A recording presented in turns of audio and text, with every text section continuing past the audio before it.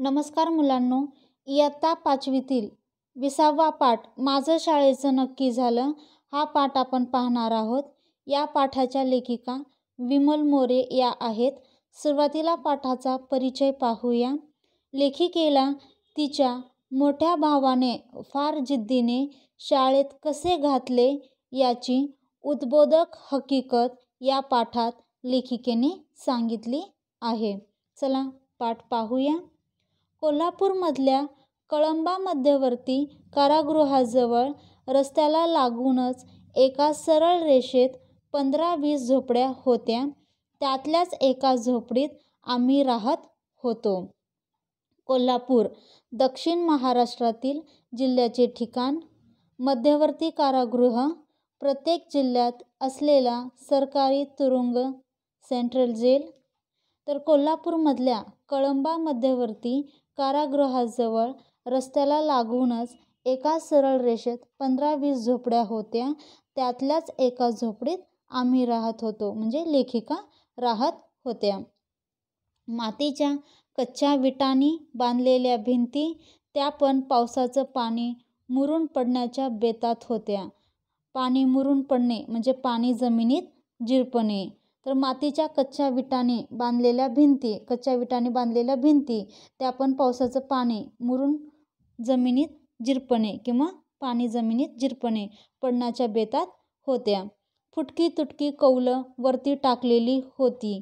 आतली जमीन तर सतत ओलसर असायची. त्यामुळे त्या झोपडीत नेहमी कुबट वास यायचा. फुटकी तुटकी कौलं वरती टाकलेली होती आणि आतली जमीन तर सतत ओलसर असायची. सतत पाण्याचा ओलावा असायचा, सतत ओलसर असायची.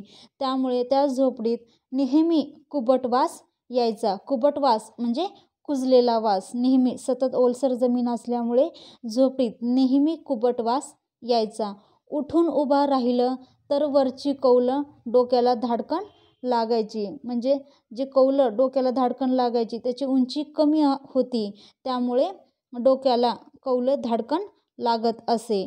मोठ्या माणसांना उभं राहून कसलंच काम करता येत नव्हतं, कारण त्या कौलाची जी उंची होती, कौलं ते एकदम कमी असल्यामुळे उभा राहिलं की सहज डोक्याला धाडकन लागत असे. झोपडीत एका बाजूला 4-5 फाटक्या वाकळा पडलेल्या. त्याच वाकळा आम्ही अंतरायला पांघरायला वापरत असू. वाकळ्या म्हणजे गोधड्या. पूर्वीच्या काळात आजी वगैरे गोधड्या वगैरे शिवत असे किंवा वाकळा वगैरे शिवत असे आणि तेच अंतरायला किंवा पांघरायला वापरलं जात असे. 7-8 जर्मनची ताटं, ॲल्युमिनियम या धातूंची ताटे, पूर्वीच्या काळात जर्मनची ताटे हे वापरले जात असे. चिंध्यांची, फाटक्या कपड्यांची 2-3 गाठोडी, पाण्यासाठी 2 जर्मनची पातेली, 1 पत्र्याची घागर आणि अशोकदादाला नुकतीच मिळालेली पोलीस खात्याची काळी पत्र्याची पेटी, एवढाच आमच्या घरातला एकूण संसार. संसार म्हणजे घरातल्या वस्तू. शिवाय दारात एक रांजण होतं. 7-8 जर्मनची ताटं, चिंध्यांची, फाटक्या कपड्यांची 2-3 गाठोडी, पाण्यासाठी 2 जर्मनची पातेली, 1 पत्र्याची घागर आणि अशोकदादाला नुकतीच मिळालेली पोलीस खात्याची काळी पत्र्याची पेटी, एवढंच त्यांच्या घरामध्ये एकूण संसार होता. आणि दारात एक रांजण होतं. रांजण म्हणजे मोठे मडके. त्या झोपडीत अशोकदादा, त्याची बायको सुमिती, लिंगाप्पा, मर्याप्पा, मधू आणि माझा चुलत भाऊ सिद्धू असे 6 जण राहत होते. घर अतिशय छोटं होते. एक झोपडी होती आणि त्या झोपडीत हे अशोकदादा, त्यांची बायको सुमती, लिंगाप्पा, मर्याप्पा, मधू आणि माझा चुलत भाऊ सिद्धू असे एकूण 6 जण राहत होते. आणि तशातच 3-4 दिवसापासून माझे वडील, आई, मी आणि माझी बहीण मंगल असे आम्ही आणखीन 4 जणही तिथंच आलो होतो. सर्वांना झोपायला सुद्धा जागा पुरत नव्हती, कारण झोपडी छोटीशी होती आणि त्या झोपडीमध्ये एकूण 10 माणसं इथे राहत होती. उद्या आम्हाला पुन्हा बोरगावला पालावर जायचं होतं. आई आणि बाबा जायची तयारी करत होते. आईनं 2-3 ताटल्या म्हणजे छोटी ताटे, वेगवेगळ्या रंगाची जोडलेली 2 पातळ एका मोठ्या पिशवीत भरली. पातळ म्हणजे साडी. बाबाही बारीक सारीक सामान दुसऱ्या पिशवीत भरू लागले होते. तोच अशोकदादा ड्युटीवरून म्हणजे कामावरून घरी आला. तो आईला सामान भरताना बघून म्हणाला, आई, कुठं जायची तयारी चालली आहे? आई म्हणाली, जातो मागाला. किती दिस हिथं बसून खायचं? जातो मागाला म्हणजे वापस जातो. किती दिस? दिस म्हणजे दिवस. हिथं म्हणजे इथे बसून खायचं. म्हणजे किती दिवस इथं बसून खायचं? वापस आम्ही गावाला जातो, असं आई अशोकदादाला म्हणते. दादानं बाबाला विचारलं, बाबा, कुठल्या गावाला जाणार? दादानं बाबाला विचारलं की बाबा, तुम्ही कोणत्या गावाला जाणार? आपल्या लोकाची बोरगावला पालं हायती. पालं म्हणजे भटक्या विमुक्त जमातीची मोकळ्या माळरानावरची वस्ती किंवा तंबू. आणि आपल्या लोकांची जे बोरगावला पालं हायती तिथे जाणार आहोत. उद्या मोरल्या गावाला जाणार हायती. मोरल्या म्हणजे पुढच्या गावाला जाणार हायती. तेव्हा आजच जायला पाहिजे, बाबा म्हणाले. आपल्या लोकांची बोरगावला पालं हायती आणि उद्या मोरल्या गावाला जाणार हायती. तेव्हा आजच जायला पाहिजे, बाबा अशोकदादाला म्हणाले. आई मला म्हणाली, इमे बघत काय हुबी हाईस? हुबी आहेस म्हणजे उभी टाकलीस. तुझी कापडं आण इकडं म्हणजे तुझे कपडे आण इकडे. उशीर हुतया निघाया. हुतया निघाया म्हणजे उशीर होत आहे निघायला. आईचं बोलणं ऐकून दादा म्हणाला, आई, इमीला घेऊन जाऊ नको, मी तिला शाळेत घालणार आहे. आईचं बोलणं ऐकून दादा म्हणाला, आई, इमीला घेऊन जाऊ नको, मी तिला शाळेत घालणार आहे. शाळेत म्हटल्याबरोबर बापाचं डोकं भडकलं. डोकं भडकलं म्हणजे बाबाला खूप राग आला. शाळेत घालायचं म्हटलं, ऐकल्यानंतरच बाबाचं डोकं भडकलं. बाबा रागानंच दादाला म्हणाले, तुझं डोसकं बिस्कं फिरले का काय? म्हणजे बाबा रागानंच दादाला म्हणाले, तुझं डोसकं म्हणजे डोकं फिरलं आहे काय? पुरीला शाळेत घालतू म्हणतूस. पुरीला म्हणजे इमीला, शाळेत म्हणजे शाळेला, घालतू म्हणतूस म्हणजे घालायचं म्हणत आहेस, म्हणजे इमीला शाळेत घालायचं म्हणत आहेस. लय शिकलास म्हणजे शेणा झालास वय. लय शिकलास म्हणजे शेणा म्हणजे शहाणा झालास होय म्हणजे आहे. खूप शिकलास म्हणजे शहाणा झालास का, असं बाबा अशोकदादाला रागारागानेच म्हणत आहेत. दादा शांत आवाजात म्हणाला, बाबा, तुम्ही उगीच चिडता, त्यात एवढं चिडण्यासारखं काय? म्हणजे दादा शांत आवाजातच म्हणाला, बाबा, तुम्ही उगीचच चिडतात, त्यात एवढं चिडण्यासारखं काय आहे? चांगली शिकली तर कुठंतरी नोकरी करील. आजकाल शिक्षणावर सगळं चालतं. अशोकदादा म्हणतो की चांगली शिकली तरच कुठंतरी नोकरी करील आणि आजकाल शिक्षणावरच सगळं चालतं, असं बाबाला अशोकदादा म्हणत आहे. दादाचा शहाणपणा बाबांना पटणार होता थोडाच. म्हणजे दादाचा जो शहाणपणा आहे, म्हणजे दादा शैक्षणिक महत्त्व समजावून सांगत होते, ते बाबांना पटत नव्हतं. बाबा म्हणाले, शाळा शिकून काय करायचंय? घरात खायला आण नाही आणि हिच्या शाळेला पैकं कुठलं आणायचं? बाबा म्हणाले, शाळा शिकून म्हणजे शाळा शिकून काय करायचंय? घरात खायला आण म्हणजे अन्न आणायला पैसे नाहीत आणि पैकं म्हणजे पैसे. शाळेला पैकं कुठलं आणायचं म्हणजे शाळेमध्ये फीस भरायला पैसे कुठून आणायचे? घरात तर अन्न खायला किंवा आणायला पैसे नाहीत, असं बाबा अशोकदादाला म्हणतात. त्या परीस म्हणजे त्यापेक्षा, लगीनच म्हणजे लग्न कुठं ठरतंय का बघू, म्हणजे त्यापेक्षा लग्न कुठे ठरतंय का, असं बाबा अशोकदादाला म्हणतात. तिच्या शाळेचा खर्च मी बघतो, तुम्ही काळजी करू नका. आणि लग्न करायला काय ती मोठी बाई झाली आहे का? तर अशोकदादा बाबाला म्हणतात, तिच्या शाळेचा खर्च मी बघतो, तुम्ही काळजी करू नका. आणि लग्न करायला काय ती मोठी बाई झाली आहे का, असं अशोकदादा बाबाला म्हणतात. आता कुठं ती 6 वर्षाची आहे, म्हणजे इमी 6 वर्षाची आहे. तुम्ही तिकडं काय पण करा, मी इमीला शाळेत घालणार आहे.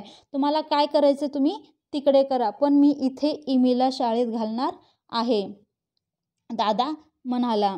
इतका वेळ गप्प बसलेली आई म्हणाली, तुझा बा असाच आहे. म्हणजे आई एवढा वेळ शांत ऐकत होती. आता आई म्हणाले की तुझा बा म्हणजे तुझे वडील असेच आहेत. तुझ्या वक्ताला म्हणजे वेळेला, तुझ्या वेळेला शाळेत घालताना म्हणजे शाळेत घालताना असंच केलं. म्हणजे तुझ्या वेळेला शाळेत घालताना बाबांनी असंच केलं. तुझ्या शाळेसाठी म्या तुझ्या बाचा लय मार खाल्ला. म्हणजे तुझ्या शाळेत तुला शाळेत घालण्यासाठी मी तुझ्या वडिलांचा खूप मार खाल्ला, असं आई अशोकदादाला म्हणते. तुझी आजी बरी, ती तुमच्या शाळेसाठी गावात राहिली भाकरी करून घालायला. म्हणजे तुझी आजी बरी, ती तुमच्या शाळेसाठी म्हणजे शाळेसाठी गावात राहिली भाकरी करून घालायला, तेव्हा तुम्ही शाळा शिकला, असं आई अशोकदादाला म्हणते. तुला लिंग्याला आणि जिन्नूला म्हातारीनं सांभाळलं. म्हातारीनं म्हणजे आजीनं सांभाळलं. आम्ही असं भीक मागत फिरत होतो. तुझ्यामुळंच तर मर्या शाळा शिकल्या. ती म्हणजे तुझ्यामुळेच मर्या यांनी शाळा शिकलेले आहेत, असं आई म्हणते. तुझ्यासारखीच ती पोरं कुठं तर काम करून खात्याली. म्हणजे शाळा शिकली तरच तुझ्यासारखं कुठंतरी काम करून खात्याली, असं आई म्हणते. तू म्हणतोस तर इमीला म्हणजे ठेव तुझ्याजवळ, शिकली तर शिकल. म्हणजे तू म्हणत आहेस तर इमीला तुझ्याजवळ ठेव, शिकली तर शिकल, असं आई अशोकदादाला म्हणते. बाबा आईकडं रागानं बघत म्हणाले, तुम्ही मायलेकरं काय करायचं ते करा. म्हणजे असं आई म्हणते की तू इमीला तुझ्याजवळच ठेव आणि शाळा शिकली तर शिकू दे, असं म्हणते. त्यावेळेस बाबा आईकडे रागाने बघतात आणि म्हणतात, तुम्ही मायलेकरं काय करायचं ते करा. उद्या पुरीचं लगीन झालं नाही म्हणजे घरात ठेवून बसायला लागेल. बाबा रागाने म्हणतात, जर उद्या पुरीचं लगीन झालं नाही म्हणजे घरात ठेवून बसायला लागेल, म्हणजे घरात बसून ठेवावं लागेल, असं बाबा म्हणतात. बाबाचं बोलणे ऐकून वहिनी गालातल्या गालात हसली. म्हणजे असं बाबाचं बोलणं ऐकून वहिनीला गालातल्या गालात हसू आलं. वहिनी शाळा शिकलेली होती. वहिनीच्या भावानं म्हणजे दाजीनं ती पायानं अधू असल्यामुळे उद्या कोणी लग्न केलं नाही तर कुठंतरी नोकरी तर करील म्हणून शाळेत घातलं होतं. वहिनी शाळेला शिकलेली होती आणि वहिनीच्या भावानं म्हणजे दाजीनं ती पायानं अधू असल्यामुळे उद्या जर कोणी लग्न केलं नाही तर कुठंतरी नोकरी तर करील म्हणून शाळेत घातलं होतं. आई बाबा मंगल आणि मधूला घेऊन बोरगावला पालावर गेले. आई बाबा मंगल आणि मधूला घेऊन बोरगावला पालावर गेले. मला करमत नव्हतं. सारखी आईची आठवण येत होती. पहिल्यांदाच आईला सोडून राहायची वेळ आली होती. मला करमत नव्हतं म्हणजे इमीला करमत नव्हतं, कारण आई बाबा मंगल मधू सर्वजण बोरगावला पालाला गेली होती आणि अशोकदादाजवळच इमी राहिली होती आणि सारखी आईची आठवण येत होती. पहिल्यांदाच आईला सोडून राहायची वेळ आली होती. पहिल्यांदाच आईला सोडून ती राहिली होती. आई जाताना म्हणाली होती, माझी सय काढत बसू नको. म्हणजे माझी आठवण काढत बसू म्हणजे नको. शाळेत जात जा. म्हणजे शाळेला जात जा. वहिनीबर भांडू नको. म्हणजे वहिनीसोबत भांडण करू नको. ध्यान देऊन शाळा शिक म्हणजे झालं. ध्यान म्हणजे लक्ष देऊन शाळा शिक म्हणजे झालं, असं आई इमीला समजावून सांगते. दादा 8 वाजता कामावर निघाला होता. दादाला उशीर झाला होता. दादा गडबडीने कपडे घालत होता. म्हणजे दादा 8 वाजता कामावर निघाला होता आणि दादाला उशीर झाला होता. दादा गडबडीने कपडे घालत होता. कपडे घालता घालता तो वहिनीला म्हणाला, सुमे आज इमीला शाळेत घेऊन जा.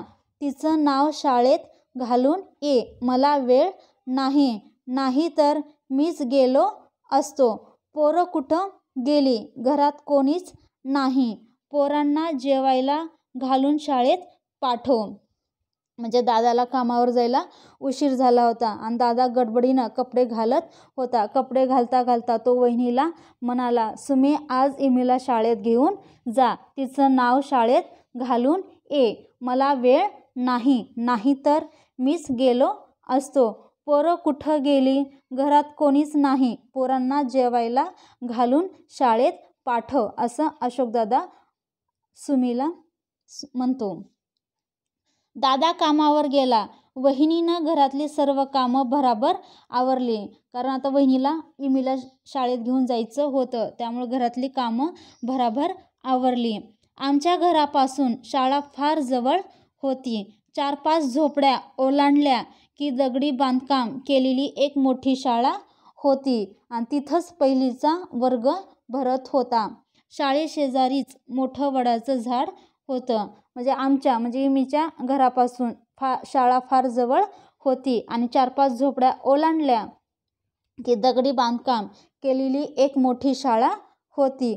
तिथंच पहिलीचा वर्ग भरत होता. शाळेशेजारीच मोठं वडाचं झाड होतं. म्हणजे शाळेच्या शेजारीच खूप मोठं एक वडाचं झाड होतं. वहिनी आणि मी शाळेत आलो.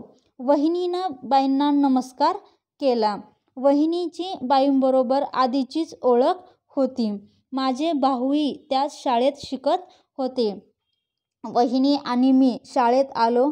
वहिनीनं बाईंना नमस्कार केला. वहिनींची बाईबरोबर आधीचीच ओळख होती. माझे भाऊही त्या शाळेत शिकत होते, फक्त त्यांचे वर्ग दुसरीकडे भरत होते. वहिनी म्हणाली, हिचं नाव शाळेत घालायचंय. म्हणजे वहिनी बाईंना सांगते की हिचं नाव शाळेत घालायचंय. बाईंनी माझ्याकडे निरखून बघितलं. निरखून बघणे म्हणजे नीट निरीक्षण करून न्याहाळून पाहणे. माझी माहिती विचारायला सुरुवात केली. मुलीचं पूर्ण नाव काय? असं बाईंनी वहिनींना विचारलं. वहिनी म्हणाली, विमल नामदेव भोसले. बाईंनी नोंदवहीत लिहून घेतलं. म्हणजे वहिनी म्हणाली की विमल नामदेव मोरे आणि बाईंनी इमीचं नाव वहीमध्ये लिहून घेतलं. हिची जन्मतारीख सांगा. जन्मतारीख कोणाला माहिती होती? मी जन्मलेलं वर्ष मात्र वहिनीला माहिती होतं आणि तिनं जन्मतारीख सांगून टाकली. म्हणजे बाईंनी जन्मतारीख विचारल्यानंतर जन्मतारीख वहिनीने सांगून टाकली. बाईंना सर्व माहिती लिहून घेतली. नारळ आणला का? बाईंनी वहिनीला विचारलं. म्हणजे बाईंनी सर्व माहिती लिहून घेतली. नारळ आणला का? बाईंनी वहिनींना विचारलं. वहिनी बाईंच्या तोंडाकडे बघू लागली. बाई थोडा वेळ थांबून पुन्हा म्हणाल्या, शाळेत नाव घातलं म्हणजे नारळ किंवा ₹1.25 द्यावा लागतो, तुम्हाला माहीत नाही का? म्हणजे बाईंनी वहिनीला विचारलं, नारळ आणला का? तर त्यावेळेस वहिनी बाईंच्या तोंडाकडे बघू लागली आणि बाई थोडा वेळ थांबून पुन्हा म्हणाल्या, शाळेत नाव घातलं म्हणजे नारळ किंवा ₹1.25 द्यावा लागतो, तुम्हाला माहीत नाही का? वहिनी म्हणाल्या, मी नारळ नाही आणला. पैसे तर माझ्याजवळ नाहीत, नंतर आणून देईन. म्हणजे वहिनी म्हणाली, मी नारळ नाही आणला. पैसे तर माझ्याजवळ नाहीत, नंतर आणून देईन. वहिनी घरी गेली. मी शाळेत बसले. मी शाळेत बसले. बाई वर्गात शिकू लागल्या. थोड्या वेळानं बाईंनी मला जवळ बोलावलं. माझी पाटी घेतली. ग, म, भ, न ही 4 मूळाक्षरं लिहून दिली आणि ती गिरवायला सांगितली. म्हणजे बाई वर्गात शिकू लागल्या. थोड्या वेळानं बाईंनी मला जवळ बोलावलं. माझी पाटी घेतली. ग, म, भ, न ही 4 मूळाक्षरं लिहून दिली आणि ती गिरवायला सांगितलं. मी माझ्या जागेवर येऊन बसले. दुपारी जेवणाच्या सुट्टीत घरी आले. मी माझ्या जागेवर येऊन बसले आणि दुपारी जेवणाच्या सुट्टीत घरी आले. माझे सगळे भाऊही जेवणासाठी घरी आले होते. आम्ही जेवण करतो न करतो तोपर्यंत शाळेची घंटा झाली. म्हणजे आम्ही सगळे भाऊही जेवणासाठी घरी आलो होतो. आम्ही जेवण करतो न करतो तोपर्यंतच शाळेची घंटा झाली. वहिनीनं पैशासाठी 2-3 डबे उघडून बघितले, त्यात काहीच नव्हतं. म्हणजे वहिनी पैशासाठी 2-3 डबे उघडून पाहिले तर त्यात काहीच नव्हतं. आमच्या शेजारी पाटलांची मुलगी लता राहत होती. आम्ही तिला लताक्का म्हणायचो. म्हणजे आमच्या शेजारी पाटलाची मुलगी लता राहत होती आणि आम्ही तिला लताक्का म्हणायचो. वहिनी लताक्काच्या घरात गेली. मी पण तिच्या मागोमाग गेले. वहिनी लताक्काला म्हणाली, लताक्का, तुमच्याजवळ ₹1.25 आहे का? इमीच्या शाळेत द्यायचाय. मी ते आल्यावर परत करीन. म्हणजे आमच्या शेजारी पाटलाची मुलगी लता राहत होती. आम्ही तिला लताक्का म्हणायचो. वहिनी लताक्काच्या घरात गेली. मी पण तिच्या मागोमाग गेले. वहिनी लताक्काला म्हणाली, लताक्का, तुमच्याजवळ ₹1.25 आहे का? इमीच्या शाळेत द्यायचाय. मी ते आल्यावर परत करीन. लताक्कानं घरात सगळी शोधाशोध केली आणि माझ्या हातावर ₹1.25 ठेवला. मी तो घेऊन शाळेत गेले आणि माझं शाळेचं नक्की झालं. म्हणजे लताक्कानं घरात सगळी शोधाशोध केली आणि माझ्या हातावर ₹1.25 ठेवला आणि मी ते घेऊन शाळेत गेले आणि माझं शाळेचं नक्की झालं. अशा पद्धतीने लेखिकेला तिच्या मोठ्या भावाने फार जिद्दीने शाळेत कसे घातले याची उद्बोधक हकीकत या पाठात लेखिकेने सांगितले आहे. म्हणून आपल्या या पाठाला नाव माझं शाळेचं नक्की झालं देण्यात आलेलं आहे. तर वर्गपाठाच्या वहीमध्ये प्रश्न पहिला, एका वाक्यात उत्तरे लिहा. 2, कोण कोणास म्हणाले लिहा. हे प्रश्न सोडवायचे आहेत.